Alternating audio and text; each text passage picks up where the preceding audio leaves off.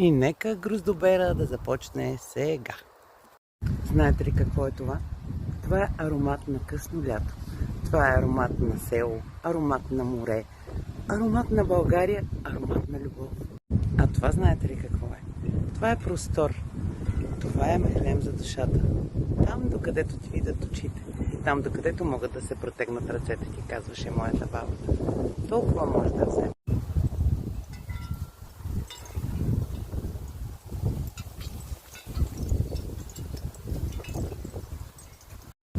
И на финала, но не на последно място, ще ви покажа реколта номер 2. И понеже знаят, че са ми любими, решиха да ме зарадват още веднъж на края на лятото.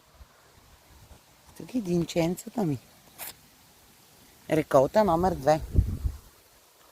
Че даже има и пъпеща. Това е, защото много ме обича тая земя.